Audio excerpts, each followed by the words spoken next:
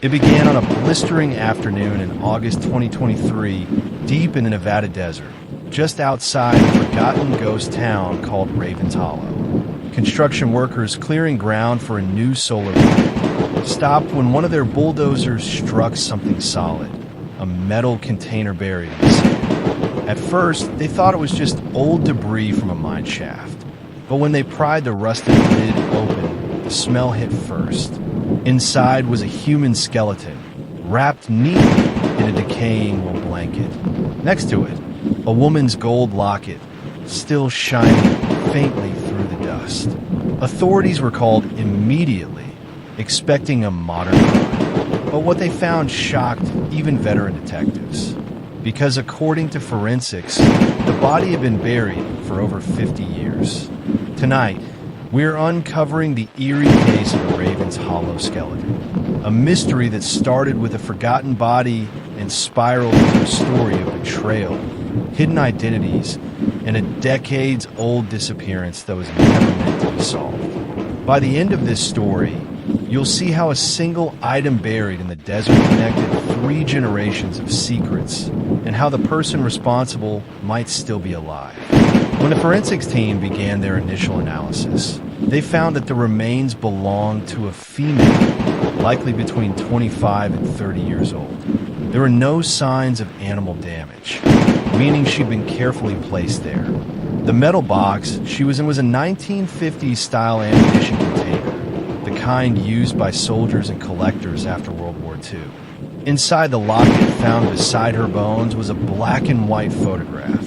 A young woman standing next to a 1957 Chevrolet Bel Air, smiling under a neon diner sign, and etched faintly into the locket's back, the initials ERW. Detectives cross-referenced missing persons reports from the 1950s and 60s. Weeks passed with nothing, until a retired archivist from Reno mentioned a local legend from 1968.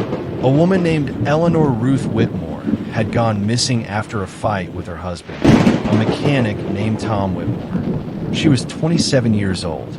Neighbors remembered that she'd been packing her bags to leave town when she disappeared.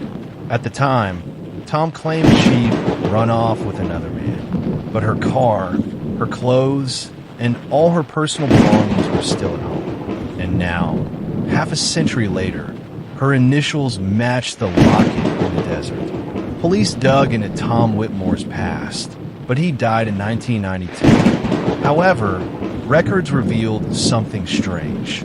In 1970, just 2 years after Eleanor vanished, Tom sold his auto shop and moved to a remote cabin near Ravens Hollow, the same area where the body was found. Locals recalled how he never let anyone near his property and spent nights digging around his yard. When investigators searched the old cabin site, they found fragments of the same ammunition boxes buried in the ground. But that wasn't all. Under a loose floorboard, they discovered a rusted revolver, along with a faded photograph of Eleanor, torn in half. Even after 50 years, forensic anthropology revealed shocking details. There was a fracture to the skull, consistent with blunt force trauma, and a bullet lodged in the ribcage. Ballistics testing on the revolver found at Tom's cabin matched the bullet recovered from the remains. For detectives, it looked clear. Tom had killed his wife, buried her in the desert, and lived out his life pretending she'd abandoned him. But then something didn't fit. The estimated time of death, based on soil analysis and decomposition, suggested she was buried months after she'd gone missing. If Tom killed her that night in 1968, why was she buried so much later? A new theory began to form when investigators examined the photograph in the locket again. Behind Eleanor, next to the Chevy, was another figure, faint, almost out of frame. A man wearing a military jacket, using facial reconstruction and digital enhancement. They identified him as Sergeant James Jimmy Holloway, a local veteran who worked at a nearby Air Force test site. Eleanor's old letters revealed that she'd been planning to leave Tom for Jimmy, and that she feared her husband had found out. But there was no record of Jimmy after 1968 either, until detectives checked military archives and discovered he'd been honorably discharged but never reported missing. His name just vanished from history. In 2024, ground-penetrating radar was used to scan the land near Tom Whitmore's cabin again. A second anomaly was found, just 20 feet from the first burial. Excavation revealed another skeleton, male, approximately 30 years old, with a military dog tag still intact. It read, James Holloway. So now the question changed. If Tom had killed Eleanor, who killed Jimmy, and why were both their bodies buried near Tom's home, one after the other? Among Tom's belongings found after his death was an unsent letter addressed to Eleanor. In it he wrote, I know what you did. I forgive you, but I can't let you leave. He wasn't supposed to be here that night. Detectives now believe Jimmy confronted Tom the night Eleanor planned to run away. A violent argument broke out, and both ended up dead. But who buried them? Neighbors recalled seeing a young boy, around 10 years old, helping Tom on the property back then.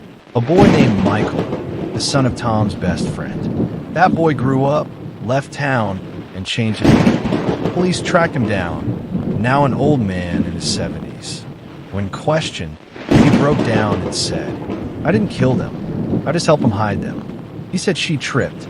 He said it was an accident. Michael confessed to helping bury the bodies, but insisted that when he left, only Eleanor was dead, meaning someone buried Jimmy later. In late 2024, forensic examination of the sand layers around both graves revealed that Jimmy's body was buried months after Eleanor's, confirming Michael's story. But there was one final clue. Inside Jimmy's jacket was a single photograph. It showed Eleanor, alive, smiling, sitting in front of the Ravens Hollow Diner, dated 3 weeks after the day she was supposedly killed. How is that possible? Was the body in the box truly Eleanor's? DNA testing confirmed that the female remains were indeed related to Eleanor's family. But genetically, she wasn't Eleanor. She was Eleanor's younger sister, Ruth, who'd gone missing years earlier and was presumed to have moved to California. Eleanor, it seemed, had switched identities before her disappearance. So whose body was buried first? And did Eleanor survive under a new name? Investigators began combing through death records across the Southwest and found a shocking entry. In 1987, a woman named Helen Ward, living in New Mexico, had died of heart failure. Her fingerprints were partial, but one matched Eleanor Whitmore. For nearly 20 years after her disappearance, Eleanor had been alive, living quietly under a new identity. No one knows why she came back to Ravens Hollow that final time, or who buried her sister in her place. The desert has a strange way of keeping secrets.